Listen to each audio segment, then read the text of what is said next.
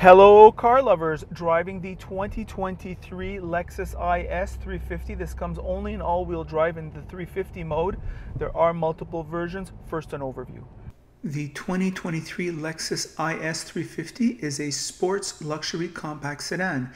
It is powered by a 3.5-liter V6 and is mated to a 6-speed automatic transmission with all-wheel drive. It has the Lexus 2.5 driving aids that includes dynamic cruise control. It has a digital dash, digital infotainment, 19-inch wheels, heated and cooled leather-like seats. Our tester comes with a special appearance option, which is nearly $6,000, which includes the awesome Mark Levinson sound system.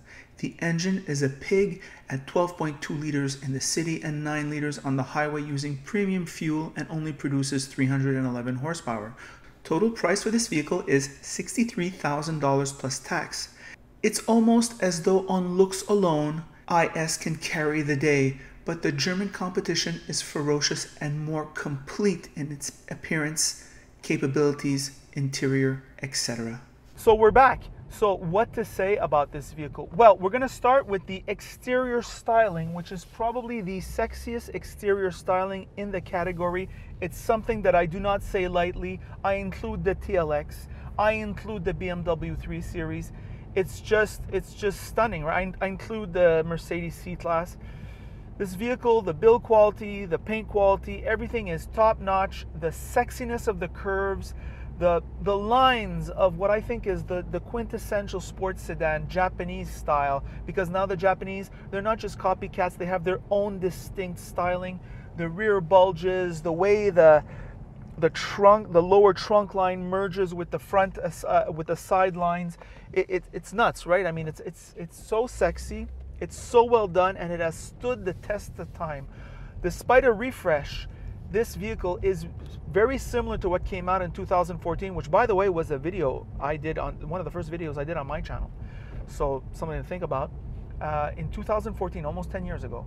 So good stuff on the exterior styling. Certainly, this exterior styling compromises on the inside. The low-profile wheels ride a little bit harder than I would like. It's also a risk on Montreal's effed up roads. I mean, you're not just gonna screw up a wheel. You're gonna you're gonna screw up the wheel. So there's that to think about. However, definitely it's at its place in this quintessential sports-looking sedan. Wonderful handling. We have here tight handling. You know, it doesn't lean. What else to say? Well, on the interior, let's talk about it a little bit. Well, now this vehicle goes for about $65,000, which is kind of a deal now today when you consider how the average price of cars are rising. In the province of Quebec, it just keeps going up and up and up, and I think also in the United States too, things just keep going up and up and up. Taking a look at this interior here, well, it's good. I would say it is good. However, I would say there are some places where I think it's falling behind. Where is it falling behind? The controls for the windows, the door locks, the exterior mirrors. It would feel at home on a Toyota Camry. This center console here with this piano black, it's becoming dated. The digital dash and the infotainment, they look very nice, but they're clearly behind their other competitors who've chosen bigger screens and more dynamic interfaces. These seats are thoroughly uncomfortable. But they want it to be sporty, but I mean, for crying out loud, you've got to live with the car every day. The engine and drivetrain, which are, in 2021, they felt old. In 2023, they are now dinosaurs. All right, so, you know, you're paying a lot less, but you're getting a lot less. Thankfully, there's bulletproof reliability. You know, you've got to have that bulletproof reliability in a vehicle like this.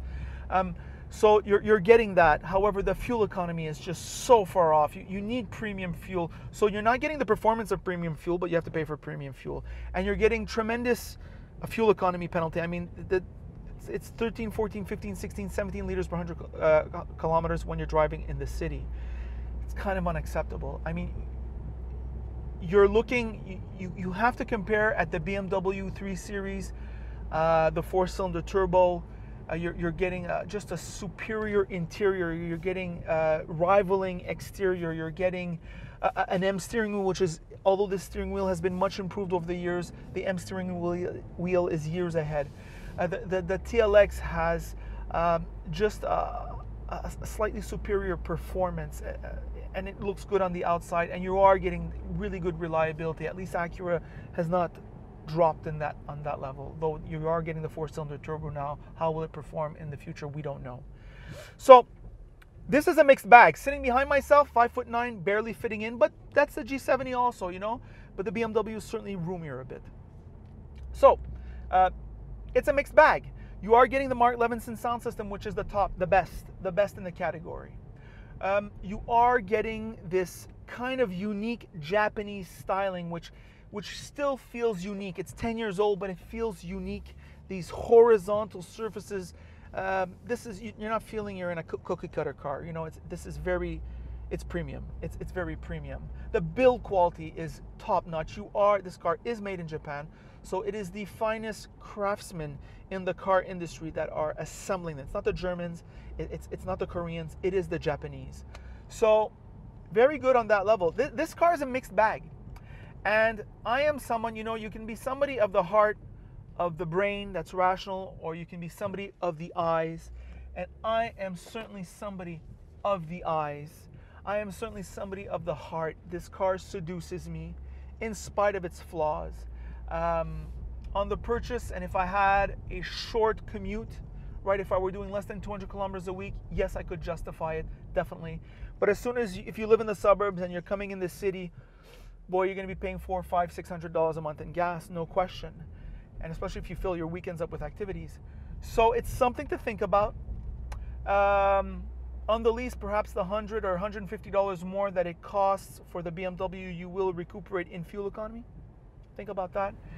And the premium car segment, the entry-level premium compact car segment, is inching in closer on the average price of vehicles sold.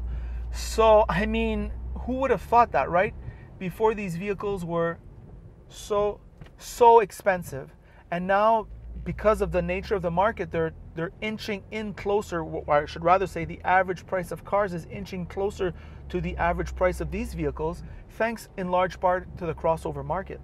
So it's becoming a more interesting buying experience. You know, you kind of like, I just bought a vehicle recently, and it really made me rethink like the way I shop.